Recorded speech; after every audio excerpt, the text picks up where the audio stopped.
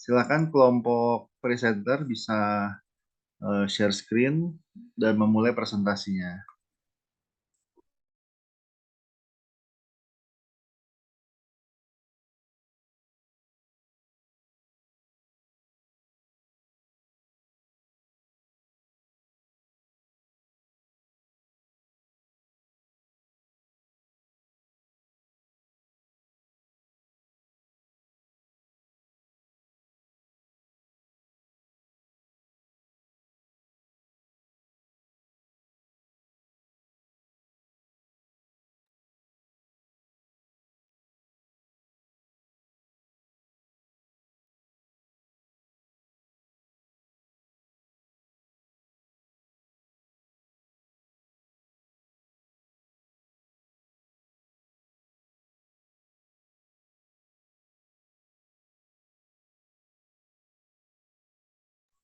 Silakan dimulai,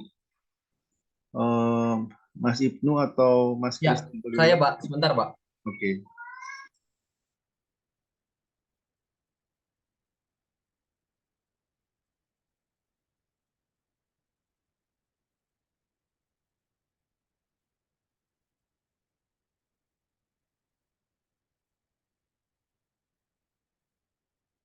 Oh, Mas Ibnu yang share ya, Mas? Iya Mas Kris, Oke, atau Mas siap. Kris yang mau share? share, Mas. Oh, boleh.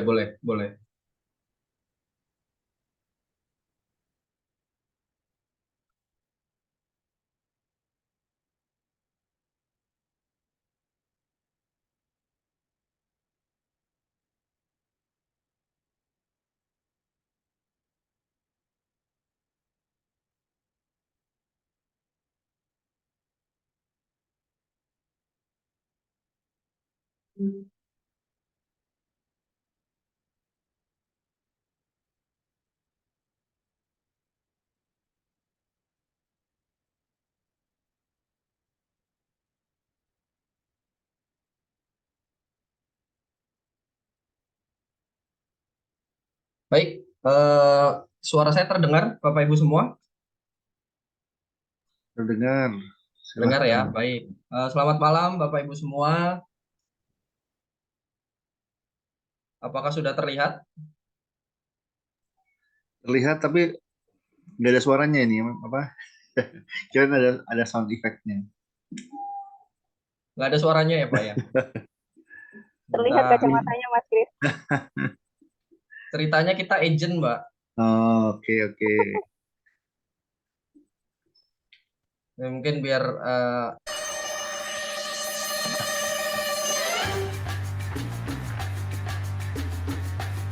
oke, nggak usah lama-lama lah. Baik, terima kasih. Selamat malam, Bapak Ibu semua. Perkenalkan, saya Agent Saputro dan rekan saya Agent Rosidin. Malam ini akan mempresentasikan mengenai hasil intel kami di sebuah perusahaan BUMN. Nanti akan dijelaskan oleh rekan saya Agent Rosidin. Mengenai talent management, succession development, dan succession planning. Di sini saya bertugas untuk menjelaskan apa itu ketiga hal tersebut sesuai dari buku yang sering kita bahas dari awal semester. Langsung saja.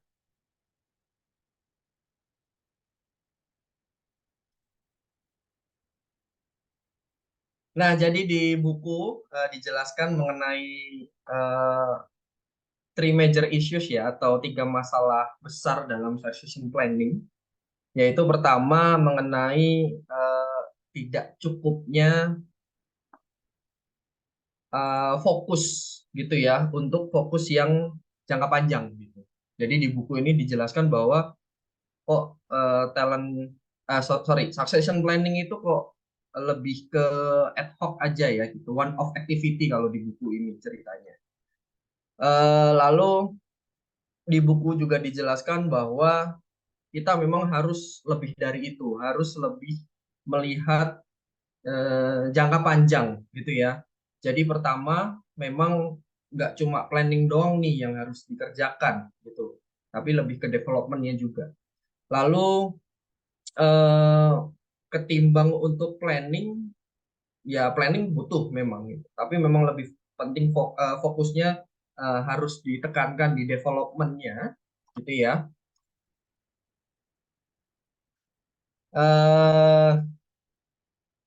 Jadi di sini kita lebih baik fokus untuk improve talent-talent yang existing untuk meminimalisir bagaimana dampak ketika nanti ada talent yang keluar gitu. Jadi biar nggak kaget gitulah ketika ada talent keluar, terus ini siapa yang mau gantiin gitu. Akhirnya kita lagging lagi.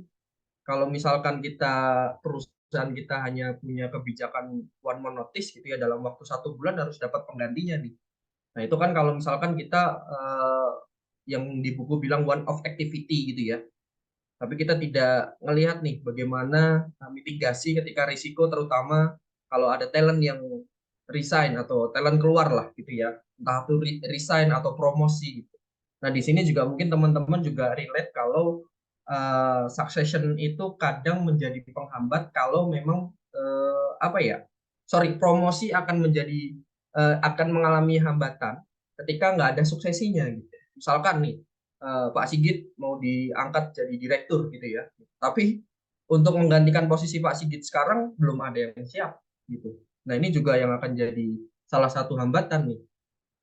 Akhirnya Pak Sigit yang harusnya udah siap jadi direktur ditahan dulu karena yang gantiin Pak Sigit nggak ada. Nah, ini karena Amin. amin ya Pak Sigit ya.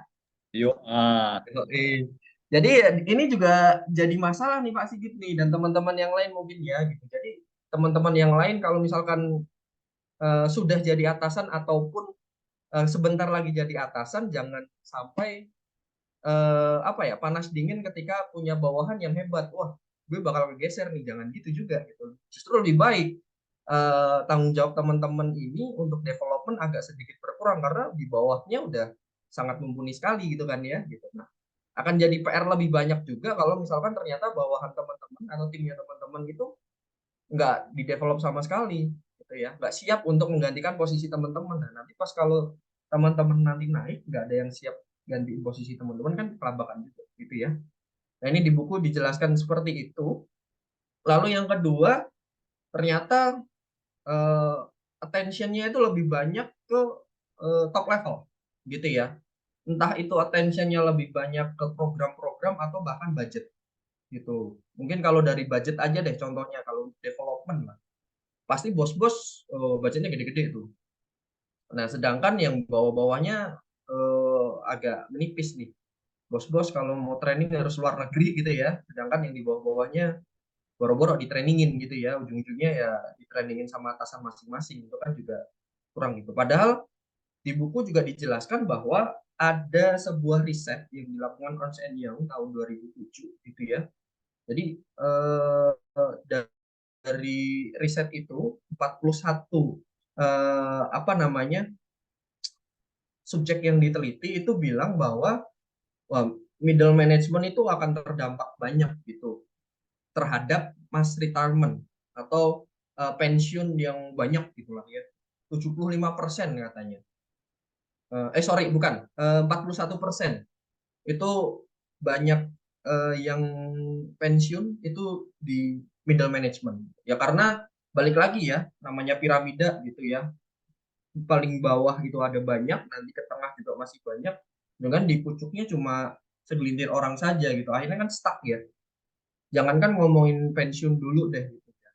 Kalau misalkan orang itu nanti stuck karirnya atau mungkin kita nggak develop ya pasti nanti akan pergi sendiri gitu. Kalau memang yang middle management itu kita tidak fokuskan gitu. Karena kita fokusnya di top levelnya mulu. Gitu. Lalu di penelitian yang sama bilang bahwa 70% dari responden atau dari perusahaan itu ya fokusnya succession planning buat posisi-posisi senior aja nih. Di middle sama di bawahnya itu kurang diperhatikan gitu ya. Karena mungkin ya kalau misalkan saya mungkin nanti bisa sambil ngobrol ya teman-teman ya. Kalau kita sambungkan dengan prakteknya di perusahaan kita sehari-hari gitu ya, di saya terutama untuk level middle sama level bawah itu kan kalau misalkan ada yang kurang atau ada yang nggak cocok ya bisa gampang nyari orang penggantinya gitulah ya gitu ya ketimbang posisi-posisi senior.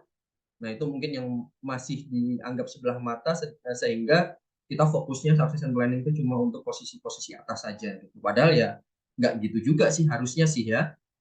Dari bawah juga kita sudah harus fokuskan di situ. Jadi ya biar nggak kelabakan lah intinya sama seperti yang tadi saya jelaskan sebelumnya ya. Oke, lalu yang ketiga masalah yang sering terjadi atau masalah besarnya itu adalah ya tadi balik lagi fokusnya lebih ke planning ketimbang ke development. Nah ini juga nih. Jadi ya apa ya untuk long term itu kan ya memang lebih banyak kita habiskan waktu untuk development sih. Kembali lagi bahwa untuk fulfilling talent needs itu kan kalau bisa kita eh, apa ya dipenuhi dari dalam dulu lah. Karena ya balik lagi kita kan kemarin-kemarin juga sering berbicara mengenai organization person fit gitu lah ya. Kalau untuk job person fit itu kan kemungkinan lebih mudah dan itu juga akan lebih mudah ketika kita develop sendiri dari dalam gitu. Nah, karena biar kita develop ya kita fokusnya atau tujuannya untuk mencapai organization person fit gitu. Karena orang yang udah lama gitu ya atau incumbent atau existing itu kan udah lebih paham dengan culture-nya perusahaan gitu. Seperti itu. Oke, selanjutnya mengenai di buku sorry ada contoh tentang sebuah tim rugby dari New Zealand ya atau Selandia Baru. Jadi ini menarik juga di case-nya di buku ini dijelaskan bahwa penduduk Selandia Baru kan orangnya dikit ya, cuma 4 juta kalau nggak salah. Nah, kalau dibandingin sama tim rugby top atau unggulan dari negara lain, contoh Inggris dan Perancis gitu lah ya, itu kan mereka penduduknya banyak. Sehingga nah, si tim rugby ini untuk nyari satu tim aja, itu dari 4 juta itu kan juga sudah, kalau dibandingin Inggris dan Perancis kan nggak ini ya, nggak sebanding lah ya gitu ya. Dari 4 juta kita mau cari orang-orang jadi tim rugby itu kan juga banyak banget tuh karakteristiknya yang dibutuhkan. Misalkan timnya tim cowok ya harus nyari cowok dulu dari 4 juta, cowoknya berapa gitu. Yang usia tertentu yang memang lagi bagus-bagusnya atau produktifnya untuk menjadi tim rugby itu dibagi lagi, tinggal berapa lagi. Terus melihat dari kebutuhan lah ya, dari talentnya, entah itu dari sisi fisiknya, lalu dari kecerdasan bermainnya juga gitu dibagi lagi cuma tinggal berapa orang lagi itu kan juga. Nah, ya modelnya gini, di buku ini cerita bahwa di perusahaan pun juga modelnya sama gitu. Dari orang yang kita dapat gitu ya atau populasinya lah ya kalau di New Zealand ini, kita orangnya ada berapa nih? Kalau orangnya banyak, ada kemungkinan kita bisa dapat orang-orang yang top gitu ya. Kemungkinannya besar ketimbang orang yang cuma dikit doang. Walaupun nggak melulu orang yang banyak, tapi bisa dapat orang-orang bagusnya juga banyak gitu ya. Contohnya kayak negara kita lah ya, timnasnya juga amburadul terus gitu ya. Nah, cuma di buku ini juga dijelaskan bahwa New Zealand itu memang bisa jadi juara dunia rugby itu ya dengan talent development yang bagus gitu dari dari talent management proses yang bagus gitu ya. Jadi dengan populasi seadanya mereka bisa menciptakan satu buah tim yang bahkan sampai buku ini ditulis mencetak rekor 100% kemenangan gitu ya. Kemenangan beruntun kan keren banget. Nah, ini di buku ini dijelaskan ada 3 approach atau 3 pendekatan yang mungkin bisa kita ambil pelajarannya gitu ya dari tim rugby ini. Yang pertama adalah dari timnasnya gitu lah ya atau dari manajemennya tim itu mempunyai ya perspektif jangka panjang gitu. Jadi si New Zealand ini sendiri invest habis-habisan nih di apa namanya talent development gitu ya. Jadi bikin semacam model apa ya, form-form atau kesepakatan yang non kontrak gitu, non kontak, sorry, non kontak gitu ya. Jadi biar si talent itu bisa apa ya, bisa dikembangkan itu dari umur 3 tahun gitu. Jadi dari penduduknya itu dicari bakat-bakat dari dini, dari umur 3 tahun aja udah di apa ya, udah diinden gitulah ya, diinden terus dimasukin pelatnas gitu ya. Nah, jadi ini jangka panjang nih. Kita udah tahu kita populasinya itu terbatas, ya mau nggak mau kita harus develop. Gitu. Developnya kapan ya? Dari dini mungkin gitu. Biar kita bisa tahu, bisa kita arahkan eh, anak-anak yang sudah dipilih. Gitu. Terus yang kedua, ensure structured development gitu ya. Jadi ya developmentnya yang terstruktur memang. Jadi talent system itu memang kalau di buku dibilang tidak hanya berupa rencana doang, tapi ya memang sistem yang terstruktur, yang memang fokus untuk mendevelop talent.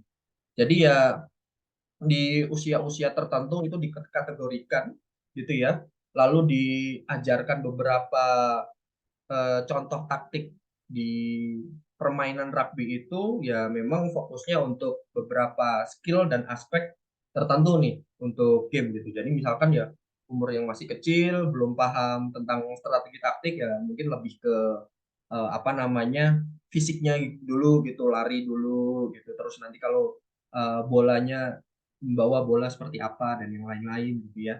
Nah nanti kalau udah umur yang udah agak gedean dikit gitu baru diajarin hal-hal lain. Jadi memang dikategorikan gitu lah ya.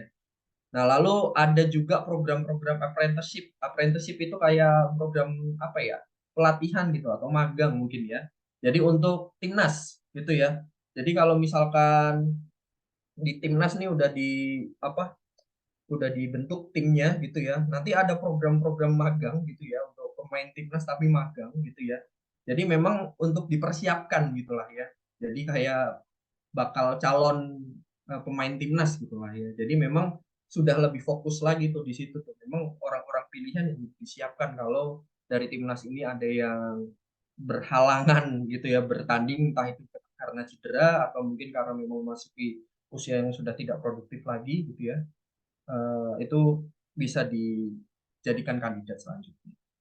Nah, terus yang ketiga adalah fokusnya nggak cuma ke top talent doang, gitu ya. Jadi ya top talent memang harus diurusin gitu lah, karena penting gitu ya. Ibaratkan kalau di perusahaan atau di manajemen apapun gitu top level yang pegang kendali gitu lah ya. Cuma ya jangan fokus ke mereka doang gitu, karena yang ngerjain kan biasanya bawah-bawahnya gitu ya. Nah, kalau di sini di timnas New Zealand ini memang nggak cuma star talent aja gitu, yang nge-support star talent juga harus di apa namanya diurusin, di develop juga gitu. Karena kalau nggak ada star talent, nggak ada mereka ini star talent, namanya rugby kan juga permainan tim gitu. Begitu juga kalau misalkan untuk perusahaan juga gitu, walaupun ada star talent gitu, tapi jangan sampai kalau kita ngomongin talent box gitu ya, box yang kiri bawah sampai tengah kanan itu nggak, jangan dibodo amatin juga gitu. Kita fokus ke star doang gitu. Terus yang lainnya kita apain gitu kan? Ya kita juga harus bikin program yang berbeda gitu ya. Tapi tetap kita harus fokuskan. Nah ini yang bisa kita pelajari dari timnas rugby dari New Zealand ya. Dengan intinya gini, kalau saya baca case-nya ini, kita tetap bisa apa ya, ngedevelop talent dengan talent management yang bagus gitu ya. Walaupun orang-orangnya dikit nih gitu. Jadi jangan sampai kita kan perusahaan kecil gitu ya. Kalau dibandingin sama perusahaan yang no yang gede gitu ya. Ini kan nggak apa ya, nggak sebanding gitu, nggak apple to apple. Sebenarnya ya bisa-bisa aja. Oke, selanjutnya kita ke slide selanjutnya. Oke, mengenai succession planning itu di buku juga dijelaskan mengenai pendekatannya. Jadi pendekatan ke succession planning apa aja gitu ya. Sebenarnya ada dua gitu. yang harus kita pikirkan gitulah ya teman-teman. Yang pertama adalah priority and risk driven planning gitu ya. Jadi kita planning berdasarkan prioritas dan risiko. Lalu yang kedua kita planning juga berdasarkan talent kita gitu ya. Kita harus pahami dulu lah tentang succession planning itu apa sih gitu ya.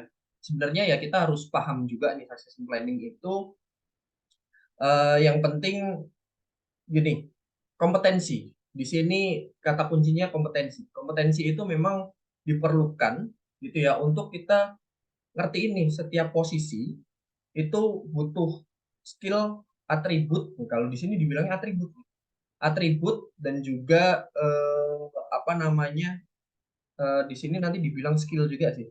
Atribut, skill yang dibutuhkan dalam satu posisi.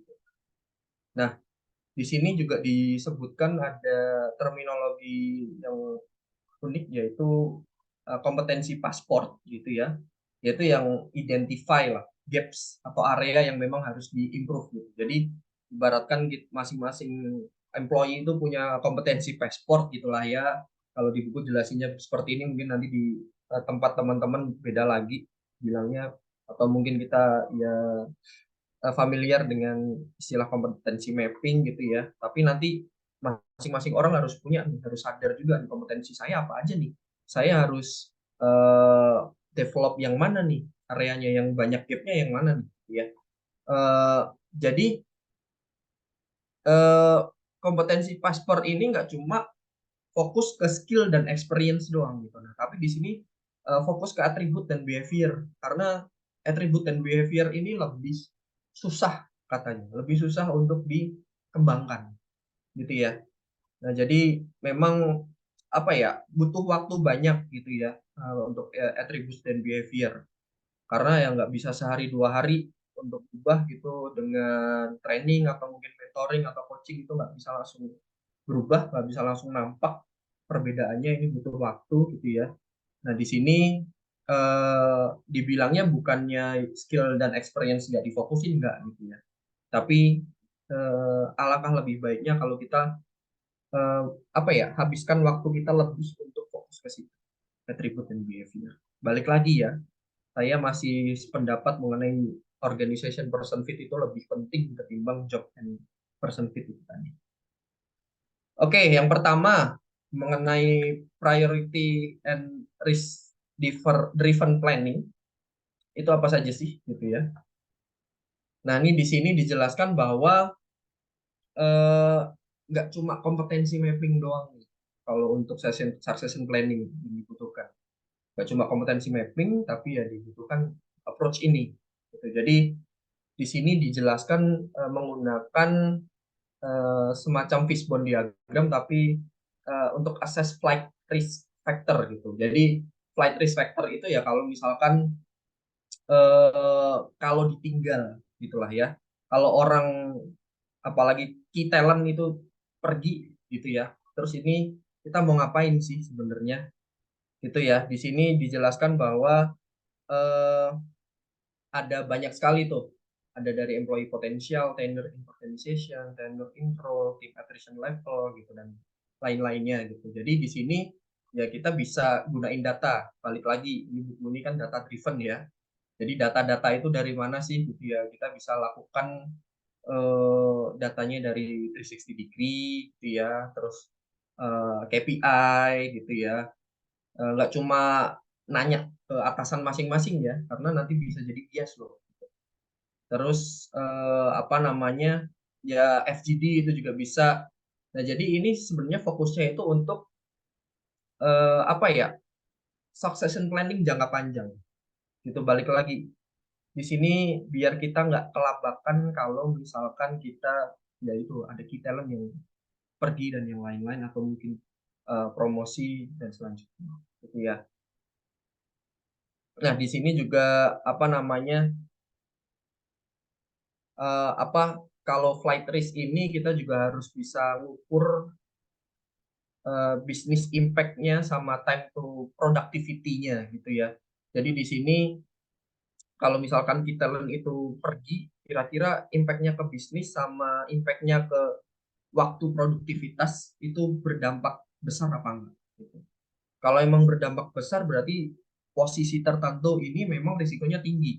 Kalau risikonya tinggi ya kita harus mitigasi gitu ya. Jangan sampai ini posisi yang memang ternyata kunci banget dibiarkan vakan berlarut-larut gitu kan ya, atau kosong yang terlalu lama. Itu juga harus diperhatikan. Lalu yang kedua mengenai talent driven planning gitu ya, atau rencana berdasarkan talent kita, itu ya sama-sama long term planning gitu ya. Tapi ini lebih cocok untuk roles-nya senior gitu. Jadi di sini dijelaskan bahwa eh, di sini talent driven planning itu kita bagi-bagi dulu nih beberapa posisi menjadi strata.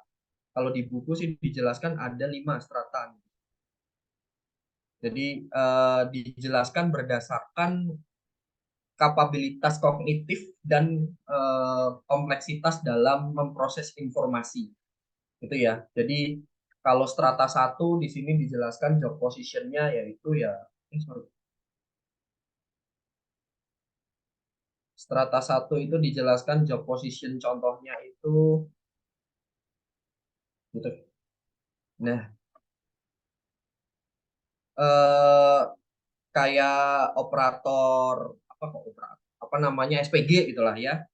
SPG, sales clerk gitu atau kasir mungkin ya. Terus petugas polisi yang masih baru gitu ya, yang biasanya memang pekerjaannya itu rutin, lalu apa namanya, di sini dibilangnya time horizon-nya itu hari pertama 1 hari sampai 3 bulan.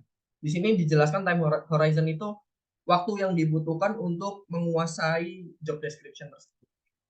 Jadi emang 3 bulan harusnya udah jago nih, gitu ya, untuk melakukan pekerjaan di strata 1 ini, stratum 1 ini.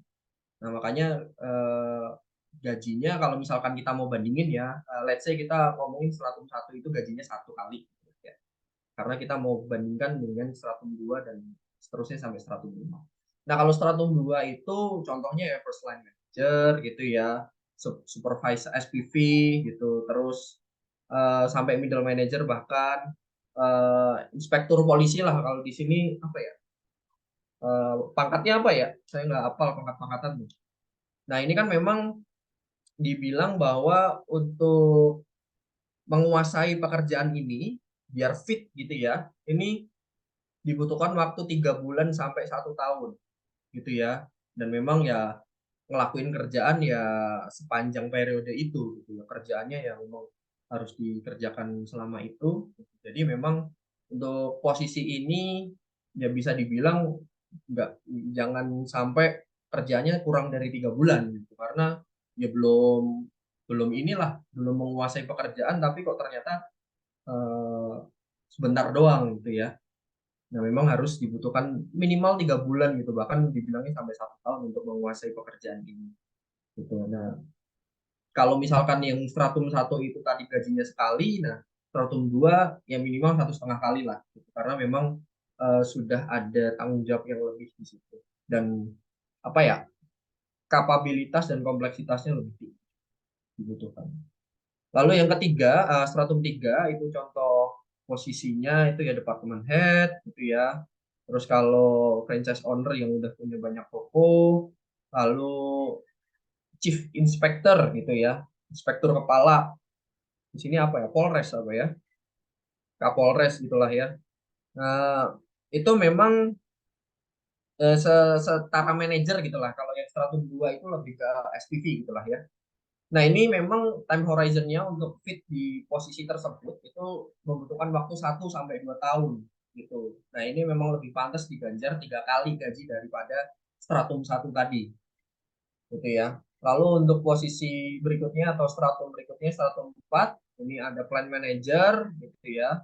Di sini contohnya dibilangnya juga ada lab manager, terus editor dari media yang besar, dan mungkin ini ya line leader yang responsibility-nya itu kebanyak fungsi gitu. Nah, ini untuk menguasai posisi ini, untuk fit di posisi ini dibutuhkan waktu 2-5 tahun. Nah, ini juga pantas untuk dikasih bayaran minimal 6 kali dari stratum 1 tadi. Lalu yang berikutnya stratum 5, ini ya posisinya contohnya ya apa namanya eksekutif lah gitu ya, entah itu VP atau direktur gitu ya, bahkan sampai CEO. Itu memang waktunya itu 5-20 tahun. Jadi kalau misalkan ada pergantian CEO 5 tahun, apalagi CEO baru, itu 5 tahun sebenarnya masih kurang sih gitu ya. Apalagi buat mereka-mereka yang masih baru-baru jadi CEO gitu ya. Apalagi kalau CEO startup yang memang uh, experience-nya dan exposure-nya kurang, itu pasti kelabakan banget. Mungkin belum cocok dibilang CEO kali ya, atau mungkin ya lebih ke operational director atau yang lain gitu. Nah, ini katanya sih pantas untuk dikasih bayaran 12 kali gaji dari stratum 1 tadi. Oke, berikutnya. Nah, ini contohnya ya, ada case di buku juga dijelaskan, misalkan kita punya orang nih, 3 orang, A, B, C. A itu kalau kita lihat di suku Y-nya itu kan usia ya. A itu usianya masih muda, B itu usianya ya lebih tua dari A dikit gitu ya. Yang C itu lebih tua banget gitu. Nah, di sini kita bisa ngeproyeksikan nih. Misalkan semua sama-sama di strata 2 deh gitu ya. Itu kan 2 tapi yang A itu lebih unggul dari C dikit, yang B itu lebih unggul dari A dan C gitu ya. Tapi karena A ini walaupun dia kurang dari B, tapi karena masih muda, dia diproyeksikan bisa saja di strata 4 bahkan sampai strata 5. Karena masih muda ini.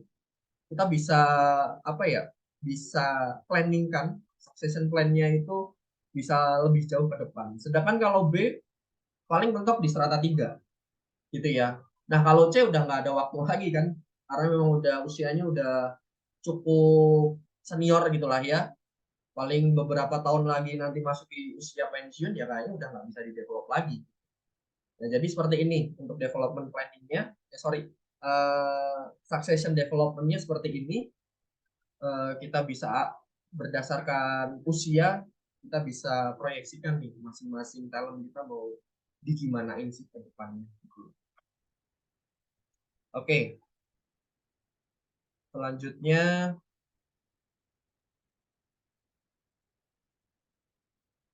Nah, di sini bagaimana cara implementasinya gitu ya.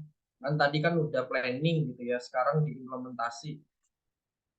Nah, di sini ada ada 5 prinsip dan framework yang di-share oleh penulis nih. Yang pertama, kompetensi sudah jelas, kita harus define lalu set target kompetensinya dulu untuk masing-masing posisi. Ini juga harusnya kemarin sudah dijelaskan di chapter 3,6 itu, mungkin di sebelum UTS kali ya, mengenai kompetensi gitu ya. Jadi kita assess juga karyawannya gitu ya, tim kita berdasarkan target kompetensi tersebut, lalu kita ya pahami juga nih gapnya. Kalau udah paham ya nanti kita nanti di 5 ya. Yang penting kita pahami dulu nih, oh ternyata di tim kita beberapa ada yang gapnya sekian gitu ya, ada yang gapnya jauh banget gitu. Yang penting kita tahu bahwa di situ ada. Lalu di chapter kemarin kalau nggak salah mengenai workforce planning, nah ini juga harus dijelaskan dulu, harus define dulu lah gitu ya. Jadi planning kita mengenai workforce itu ya harus ditentukan dulu nih berdasarkan fungible position gitu ya, grupnya gitu. Jadi kelompok-kelompok yang memang kita dasarkan dari posisi-posisi atau fungsi-fungsi tertentu. Lalu dari fungsi-fungsi tersebut, itu ya, dari kelompok-kelompok fungsi tersebut, kita harus mapping nih berdasarkan time to productivity sama strategic impact. Kayak tadi ya, misalkan kalau nanti ini posisi ini ada yang keluar talentnya gitu ya, entah itu promosi atau mutasi atau bahkan resign gitu ya, atau exit, ini dampaknya seperti apa gitu ya, ke time to productivity-nya, lalu ke strategiknya seperti apa. Nah, kita juga bisa balik lagi tuh kayak risk driven planning tadi untuk menentukan bahwa workforce tertentu itu memang mempunyai risiko tinggi gitu kalau ada orangnya atau hilang nggak ininya lah apa namanya talentnya tersebut gitu. Nah, itu untuk workforce planning. Yang ketiga di talent management di chapter ini, nah ini determine flight risk kayak tadi ya. Kalau misalkan sudah tahu nih fungsi-fungsi tertentu yang memang risikonya tinggi, nah kita mau ngapain gitu ya? Risikonya seperti apa? Lalu kita apa namanya? Kita mapping juga posisinya berdasarkan teori strata tadi, sistem strata tadi gitu ya.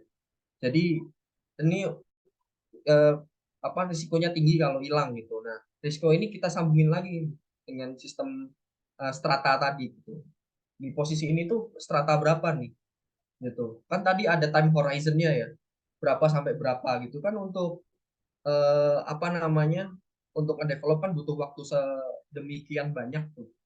Jadi biar nggak kelabakan kalau misalnya oh ternyata di internal kita belum ada yang siap ya nggak mau hire dari luar kan gitu ya. Nah, lalu disuruh assess di stratanya tadi dan kita harus tentukan kira-kira ada misalignment nggak gitu ya. Contohnya misalkan manajer sama timnya gitu lah ya, ada satu manajer sama timnya. Ternyata levelnya nggak beda jauh nih, atau bahkan ada yang sama. Ini nanti akan ada masalah nggak kira-kira? Lalu atau misalkan manajer sama timnya timbangnya jauh banget gitu. Nanti komunikasinya bisa jalan nggak nih? Teamworknya bisa oke nggak nih? Mereka berbicara dengan satu bahasa yang sama kan? Ini juga harus ditentukan ya, kita assess. Lalu yang keempat, itu mengenai risk and opportunities, kita harus identifikasi. Jadi ya balik lagi, sama seperti tadi. Balik lagi, kita harus tentukan dulu nih, grup mana yang punya risiko yang banyak, dan kira-kira ya kita bisa apa ya, rekrut dari dalam, gitu ya, kembangin dari dalam, atau harus rekrut dari luar, gitu. Yang penting kita di sini kayak tadi kita udah identifikasi, kita di sini nanti tentukan juga sih kira-kira untuk posisi tertentu ya lebih baik gitu ya. Prioritas kita nggak usah ngembangin dari dalam karena kelamaan gitu ya. Oh, di sini kita bisa nih kembangin dari dalam lah. Nah, kita juga harus nentuin dari situ. Lalu ya yang kelima terakhir develop and improve gitu ya. Di sini di buku sih dijelaskan bahwa untuk development sama improvement ya jangan diserahkan ke HR. Sebenarnya ini ya tugasnya atasan masing-masing untuk nge-develop timnya. Jadi untuk development per individu gitu ya itu harus diserahkan ke manajer atau atasan masing-masing. Nah, kalau misalkan untuk improvement yang lain kayak rekrutmen, learning culture dan yang lain-lain gitu ya, itu baru nih kita minta tolong atau memang diserahkan ke orang HR gitu ya yang harus bertanggung jawab di situ. Oke, itu saja ringkasan dari buku. Selanjutnya akan dijelaskan oleh rekan saya, Ijen Rosidin, mengenai AK dan akan coba disambungkan teori tersebut ke dalam studi kasus ini. Monggo Mas Rosidin. Mr. Rosidin, are you there? Siap. Terima kasih, Ejen Chris. Baik, selamat malam Bapak-Bapak dan Ibu-Ibu, serta sharing. Jadi kita formatnya diskusi saja mungkin karena dari topik yang ada di buku sebenarnya kontennya nggak banyak sebenarnya tentang talent management. Jadi kita juga bingung masalah apa yang harus diangkat. Jadi kita mungkin sharing kalau misal ada masukan untuk case di PT Hutama Karya, monggo banget itu disampaikan, mungkin akan aku catat. Tapi kalau ada oh kayaknya ini ada ini misalnya bagus nih dan bisa diimplementasikan ke perusahaan Bapak dan Ibu, ya alhamdulillah. Baik, izin Chris, ini selain pandang tentang Utama Karya, kita didirikan pada tahun 1961. Sebelumnya ini perusahaan yang naturalisasi oleh